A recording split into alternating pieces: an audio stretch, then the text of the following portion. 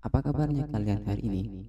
Saya doakan kalian sehat semua dan murah rezeki. Di kesempatan yang sangat cerah ini, izinkan saya mengucapkan minal aidin wal faizin. Mohon maaf lahir dan batin. Jika lahir saya salah, mohon dimaafkan agar batin ini tidak tersiksa. Aku mundur tutu mergo tresnoku wis ilang. Kali ini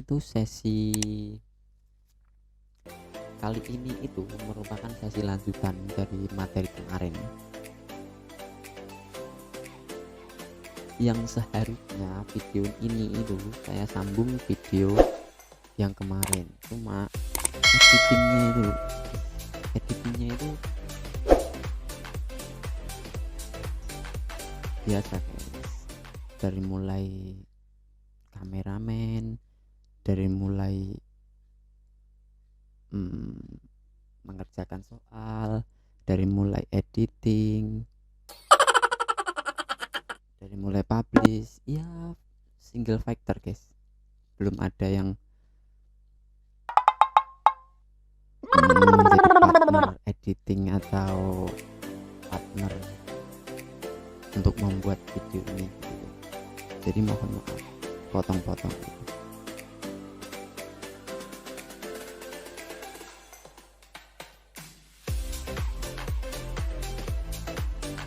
Masih seri lanjutan materi kemarin yang atau istilahnya itu tanya jawab gitu ya, daripada kalian tidak ada kerjaan atau hiburan begitu ya. Di sesi tanya jawab ini saya mau cari-cari pertanyaan di Facebook gitu. Biasanya banyak sekali, contohnya coba kita lihat di grup atau di timeline Facebook ini. Contohnya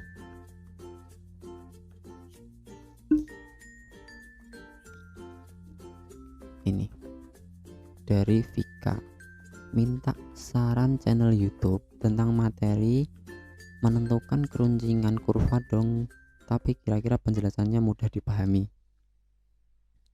Tentang keruncingan kurva, setahu saya untuk materi keruncingan kurva itu ini guys, materi numerik. Jadi banyak data yang perlu dihitung gitu. Jadi nanti kita bisa membuat grafiknya. Jadi kita bisa mengetahui tingkat keruncingan atau kecondongan dari data numerik itu. Coba ada soalnya. Ini coba contoh soal seperti apa yang coba. Contoh soalnya tuh seperti ini. Latihan coba ya ini ya. Diketahui data seperti di bawah. Nah, bener kan? Ini data 15, 25, 21. Banyak banget datanya guys. Ini 1, 2, 3, 4 1, 2, 3, 4, 5, 15 kali 4 60. Data 60 ini guys. Tentukan min, median, modus. Nah, gampang banget.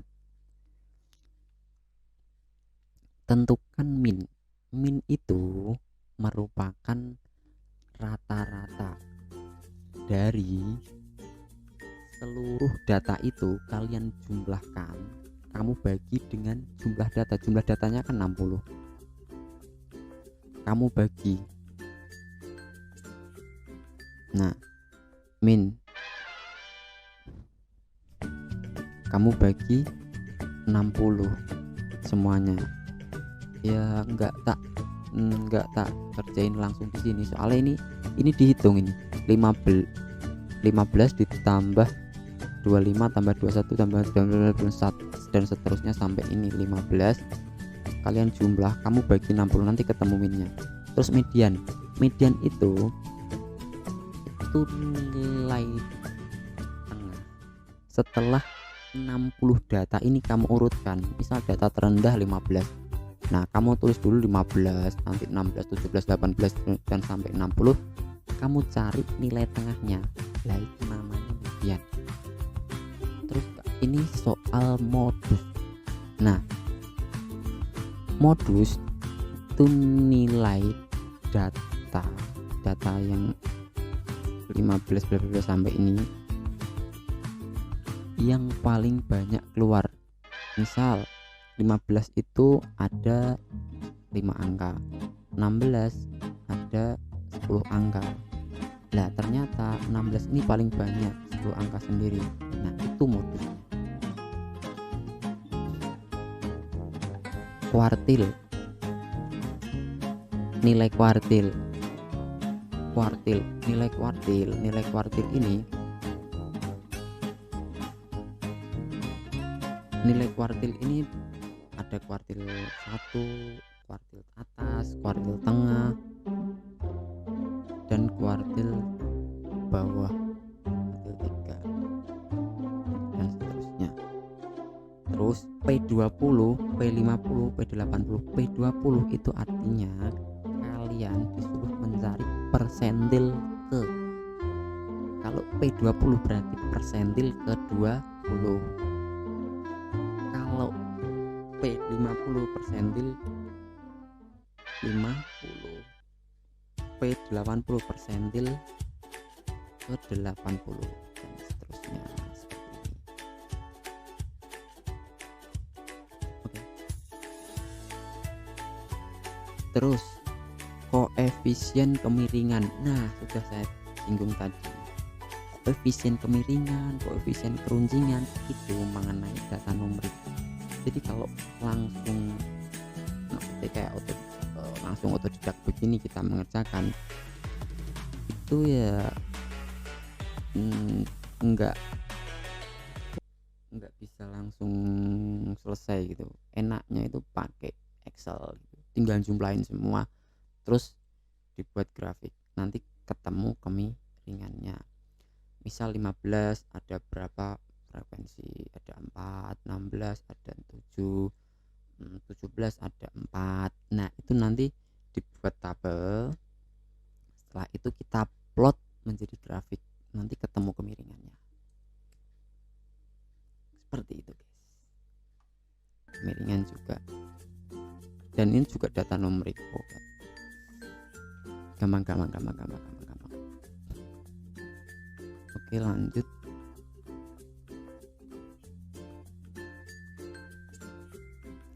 Ini dari John Masaubat John. Mengapa perkalian lebih kuat dibandingkan penjumlahan atau pengurangan? Mohon penjelasannya. Sebentar. Lebih kuat itu maksudnya kuat yang mana ya? Definisi kuat itu seperti apa gitu? Ya kalau perkaliannya positif, misal 2 dikali 3 6, 2 ditambah 3 5. Nah artinya lebih kuat perkalian. Lah sekarang kalau 2 dikali min 3 kan min 6, artinya perkalian ini kan juga enggak kuat. Jadi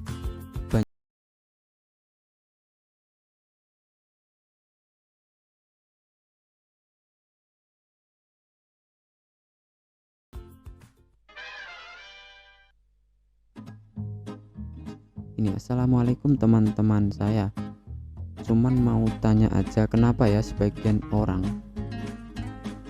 agak mengeluh kalau mendengar pelajaran matematika, dan sulitnya matematika itu selain menghitung apa saja?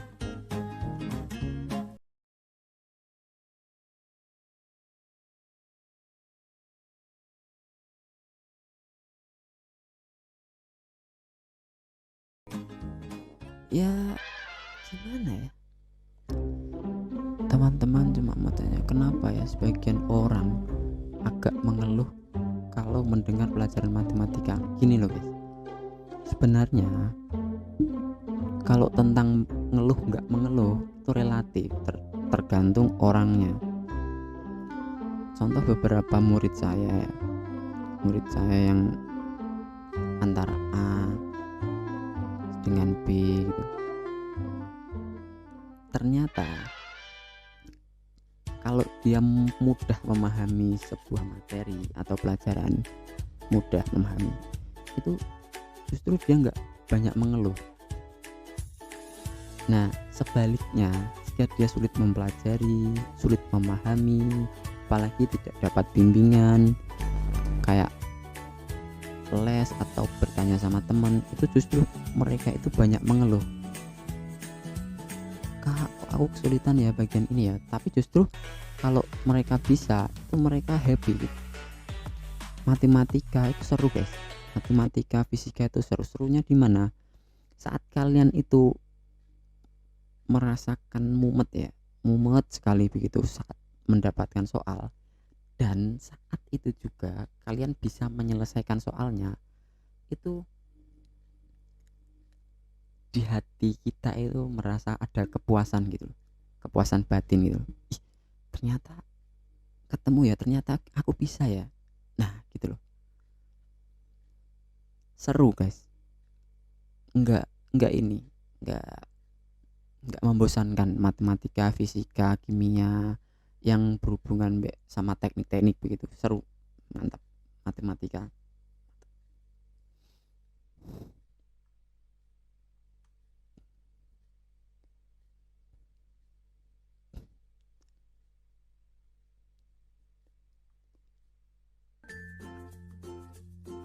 Ini apa? Dalam sebuah gedung ada deretan penonton film. Jumlah penonton film barisan pertama 30. Barisan kedua bertambah 10 penonton dan seterusnya sampai pada baris akhir. Kalau jumlah baris penonton ada 40 baris, berapa jumlah seluruh penonton dalam gedung? Ini namanya aritmatika guys. Deret gitu guys.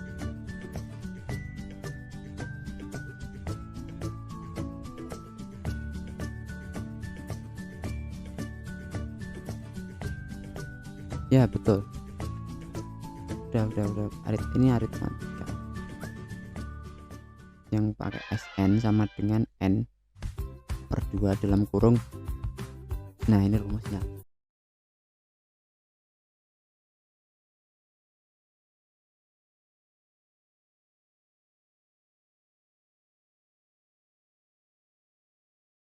B siku-siku di A, panjang sisi AB sama dengan 21 dan sisi BC sama dengan 35. Panjang jari-jari lingkaran luar segitiga ABC adalah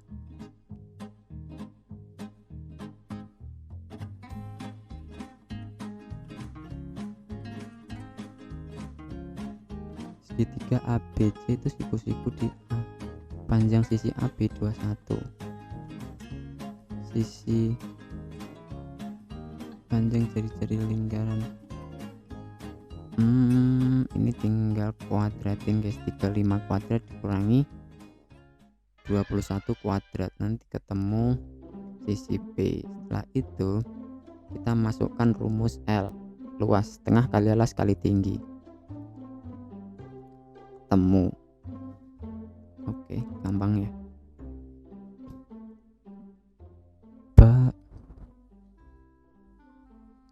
Kita selesaikan yang ini ya. Soalnya itu nomor 1 itu X kuadrat min 10 X plus 24 sama dengan 0. Ini kita cari akar-akarnya terlebih dahulu. Ini kan 24 cari bilangan, kalau dikalikan hasilnya 24, berarti 6 kali 4 karena dia min, maka ini min, maka akarnya adalah X min 6 X min 4. X1 nya adalah 6, X2 nya adalah 4. Setelah itu yang ditanyakan adalah A.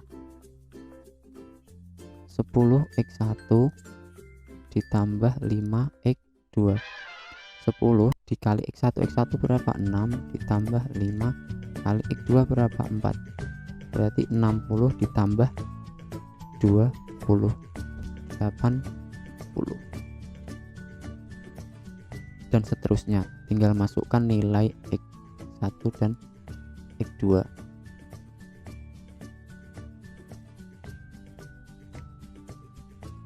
Terus nomor 2, ini gampang udah.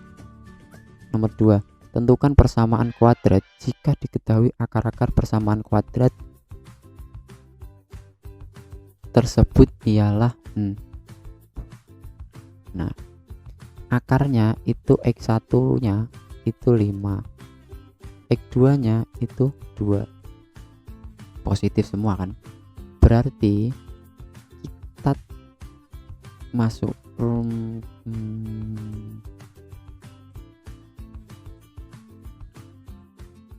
x1 kita masukkan ke dalam fungsi akar.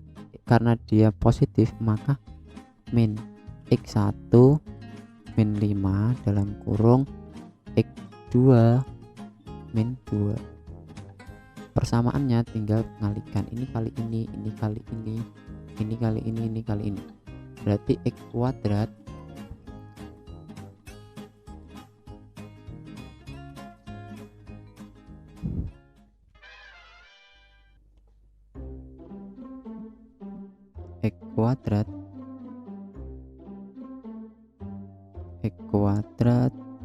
min 2x min 5x plus 10, berarti x kuadrat min 7x plus 10 sama dengan 0. Ini persamaannya, dan ini sama, caranya sama, bisa.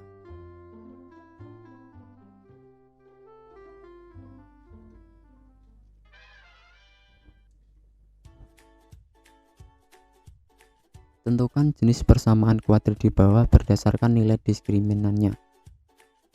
Nilai diskriminan itu D sama dengan yang ini ya, D sama dengan B kuadrat min 4AC.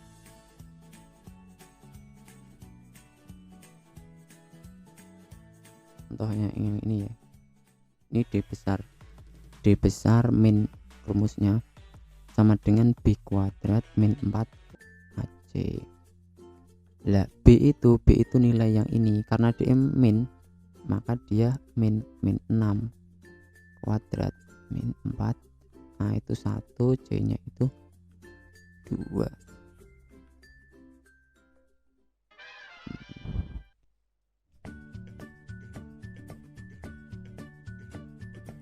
Plus 2, B nya itu min 6 kuadrat min 4 kali 1 kali 2, berarti 36 min 8 sama dengan 24.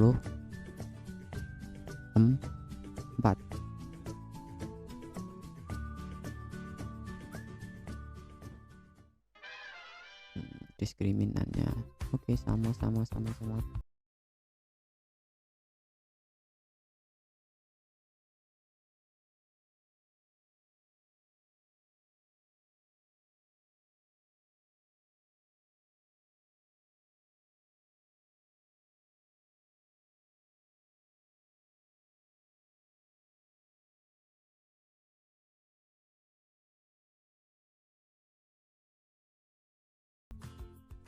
Adakah yang punya buku pengantar statistika karangan Walpole? Banyak, aku punya tapi di rumah.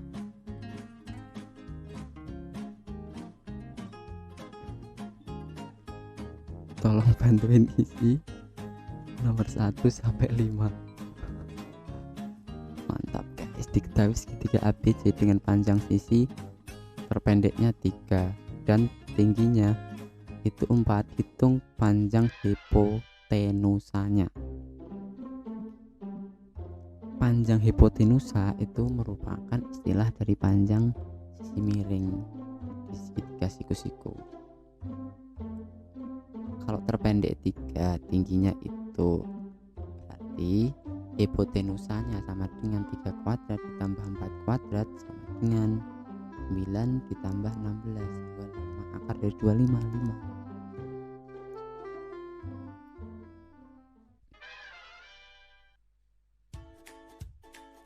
Diketahui besar sudut pusat AOB